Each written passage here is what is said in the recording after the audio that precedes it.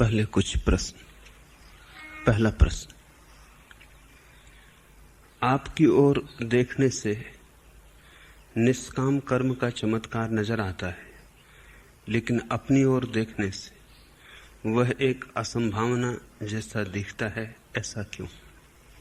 जिस प्रेम से मेरी तरफ देखते हो उसी प्रेम से अपनी तरफ देखो। जिस श्रद्धा से मेरी तरफ देखते हो उसी श्रद्धा से अपनी तरफ देखो, फिर जरा भी फासला न रह जाएगा।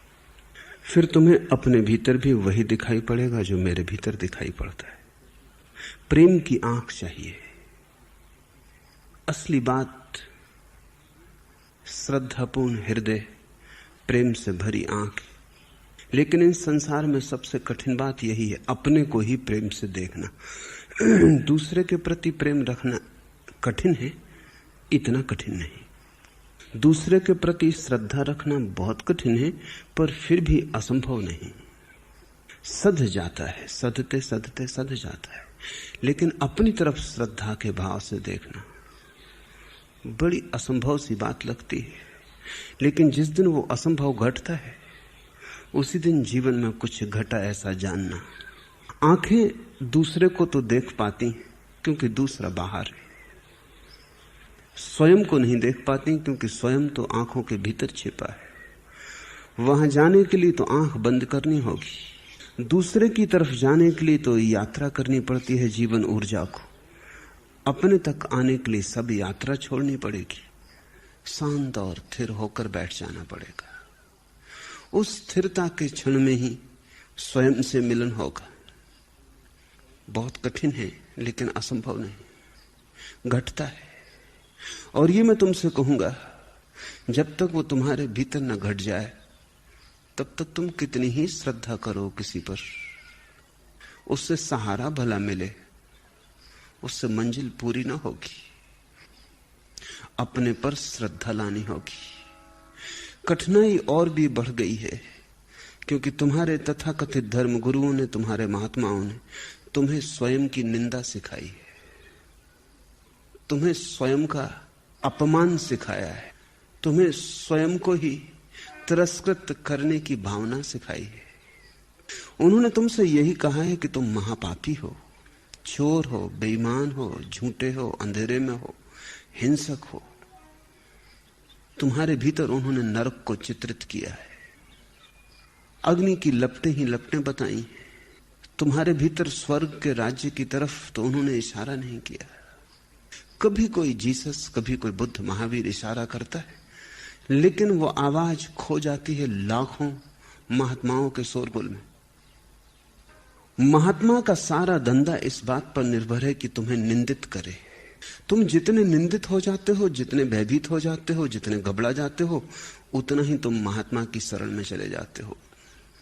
तुम जितने अपराध भाव से भर जाते हो उतना ही तुम्हारा शोषण किया जा सकता है। मंदिर मस्जिदों में, गुरुद्वारों में झुके हुए लोग बड़ी गहन अपराध की भावना से झुके, प्रार्थनाएं कर रहे हैं कि हम पतित हैं, तुम पतित पावन हो। ध्यान रखना, अगर तुम पतित हो तो पतित पावन से कभी तुम्हारा मिलन ना होगा, क्योंकि समान से ही समान मिलता है। तुम अगर पतित ही हो तो मिलन संभव नहीं। तुम्हें भी पतित पावन होना पड़ेगा। परमात्मा से मिलना हो तो परमात्मा की उद्भावना तुम्हें अपने भीतर भी करनी होगी, वही तुम्हारी पात्रता बनेगी। जिस दिन तुम भी इस उद्घोष से भरोगे कि मैं भी परमात्मा हूं, यह कोई अहंकार नहीं है, यह सीधा सत्य है। तुम भी परमात्मा हो, उसी के अंश हो। छोड़ो निंदा,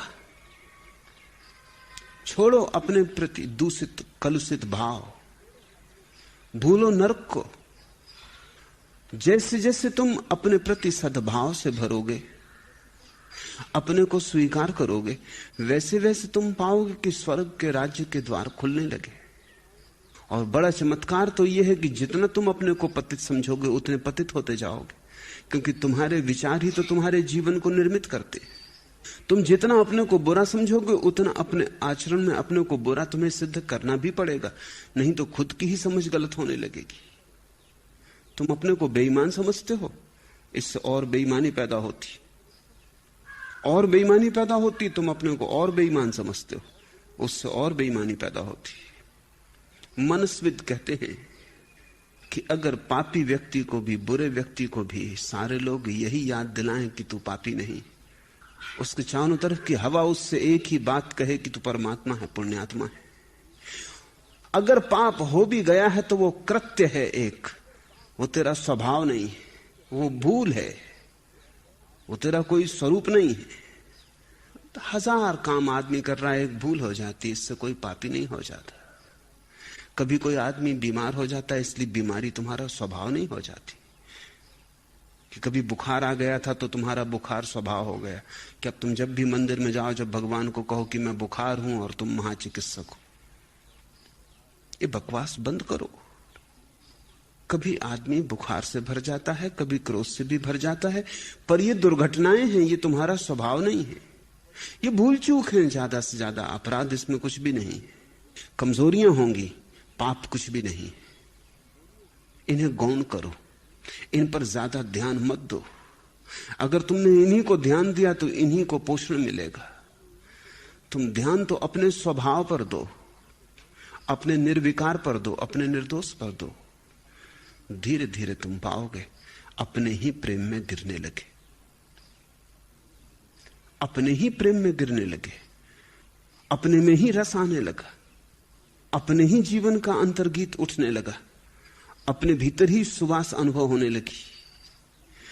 और जैसे ही भीतर सुवास अनुभव होगी फिर बढ़ती चली जाती, फिर तुम्हारे जीवन चेतना की धारा बदल जाती। ज्ञानी तो एक ही बात दोहराते हैं, तत्वमसि श्वेत केतु, तू भी वही है श्वेत केतु। जो वहां आकाश में है वही तेरे अंतर आकाश में है। उसको हीन मत कर, उसको छोटा मत मान, उसकी निंदा मत कर। क्या फर्क पड़ता है कि तुम्हारे भीतर के परमात्मा ने एक दिन पान खा लिया, कोई पाप नहीं हो गया। कि एक सुंदर स्त्री को राह से निकलते देखकर तुम्हारे भीतर के परमात्मा पर थोड़ी सी बदली छा गई, कुछ पाप नहीं हो गया। सूरज पर इतनी बदलियां छाती रही, इससे कोई सूरज का प्रकाश नष्ट नहीं हो जाता है।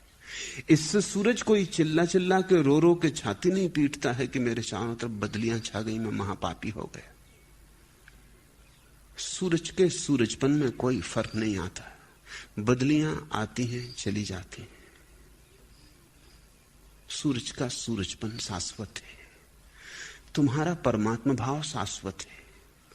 जिस प्रेम से तुमने मेरी तरफ देखा है उसी प्रेम से तुम अपनी तरफ देखो। मेरे पास तुम अगर प्रेम करना ही सीख लो बस काफी है। अपने को प्रेम करना, ये बात उल्टी लगेगी क्योंकि तुम्हें तो महात्मा समझाते हैं दूसरों को प्रेम करो। मैं तुम्हें समझाता हूं अपने को प्रेम करो, क्योंकि जिसने अपने को नहीं किया वो दूसरे को करेगा कैसे? उस करने में कहीं ना कहीं धोखा होगा।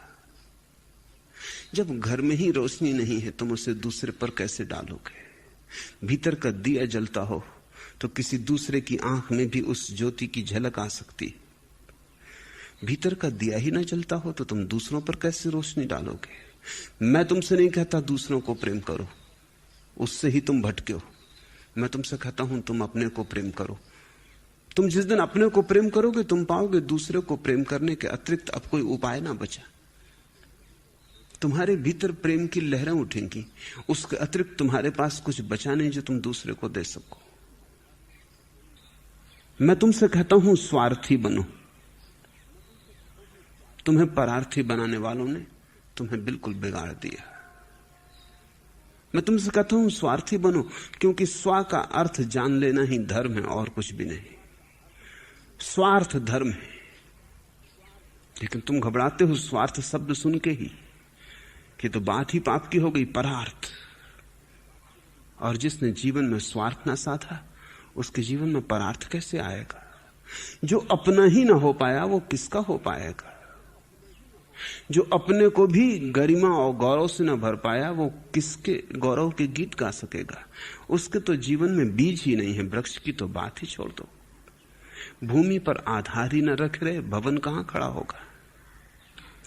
गुरु के पास अगर कोई एक घटना घटनी चाहिए तो वो ये है कि तुम गुरु के प्रेम से धीरे धीरे समझो, अपना प्रेम। गुरु को बाहर देखो और गुरु वही है जो तुम्हें धीरे धीरे तुम्हारे प्रेम में डाल दे और एक दिन तुम्हारे पैरों में वो गति आ जाए और तुम्हारी आंखों में वो रोशनी आ जाए और तुम्हारा हृदय एक नए अहोभाव से धड़कने लगे। तब तुम पाओगे कि जीवन की पूरी प्रक्रिया और हो गई। कल तक तुम भूलों पर ध्यान देते थे, अब तुम स्वभाव पर ध्यान देते हो। जिसको तुम ध्यान देते हो वो परिपुष्ट होता है। जहां ध्यान जाता है वहीं तुम्हारी जीवन धारा पोषण करती है। भूल पर ध्यान दोगे, भूलें बढ़ती जाएंगी, भूल परिपुष्ट होंगी। ध्यान भोजन है, भूल को गौण करो। ध्यान स्वयं पर दो, अस्तित्व पर दो, कृत्य पर नहीं, स्वभाव पर। कृत्य में भूल हो सकती, तुम्हारे स्वभाव में तो अहिर्निश परमात्मा वास कर रहा है, वहां कभी कोई भूल नहीं हुई। तुम्हारे होने में तो कोई भी भूल नहीं है, तुम्हारे करने में भूल हो सकती। करने की भूल सपने से ज्यादा नहीं है। जैसे रात तुमने सपना देखा कि किसी की हत्या कर दी, अब सुबह तुम छाती पीट कर रोते नहीं, नहीं तुम चिल्लाते फिरते हो कि मैं महापापी हूं। सपना सपना था। कृत्य सपने से ज्यादा नहीं है। यही माया का सिद्धांत है कि जो तुम करते हो वो सपने से ज्यादा नहीं है। जो तुम हो वह सत्य है, जो तुम करते हो वो तो सपना है। वो तो विचार की तरंगे हैं, आएंगी चली जाएंगी, तुम उनके पार अछूते रह जाओगे। ये ठीक ही लगता है मेरी ओर देखने से।